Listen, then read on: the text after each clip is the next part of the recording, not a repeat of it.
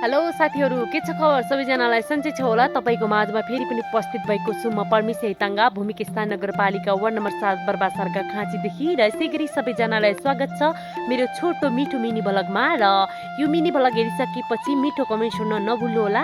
आजका कुराकानी यो छोटो मिठो मिनी भ्लग मार्फत मौसमबारे हुनेछन्। बिहान हाम्रो मौसम एकदम सफा थियो हैन, चर्को घाम लागिरहेको थियो, निलो आकाश देखिएको थियो हैन, डाँडा पाखाहरू हरियाली देखिएका थिए। तर अहिले चाहिँ मौसममा एकदम बढी नै परिवर्तन आएको छ। कस्तो भन्दा चाहिँ त्यो हिलेको लेख हेर्नुहोस्, उताबाट ग्राङगुडुङ गरिरहेको छ, अँधेरिएको छ, हल्का पानीका थोपाहरू हातमा खसिरहेका छन् हैन। यो चाहिँ बढी नै पानी आउने सङ्केत हो। हामीलाई चाहिँ पानीको एकदम आवश्यकता छ।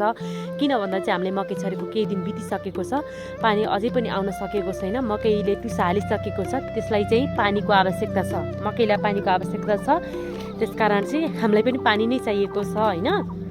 अहिले यो सडकबाट पानी आउन सकेन भने चाहिँ मकैको टुसाहरूमा चाहिँ फौजी किरा लाग्ने सम्भावना बढी हुन्छ हैन। खेतीपाती पुरा बिग्रिन्छ के। म एउटा कृषक भएको नाताले चाहिँ के भन्न चाहन्छु भने पानी ठुलै आओस् हैन, एउटा थोप्ला हातमा खस्दा पनि म खुसी भएको छु हैन। एउटा कृषकको लागि चाहिँ यो एकदम खुसीको कुरा हो।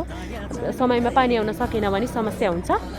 त्यसकारण आजका कुराकानी यतिमै सकौँ र हर हर महादेवको कामना गर्दै पानी चाहिँ ठुलै पारिदिनु होला र कुराकानी यतिमै सकौँ। र यसै गरी सबैजनाले चाहिँ परमेश कान्छी युट्युब च्यानलमा गएर भिडियोहरू सब्सक्राइब गर्न नभुल्नु होला। धन्यवाद। हेलिकप्टर पनि उड्यो।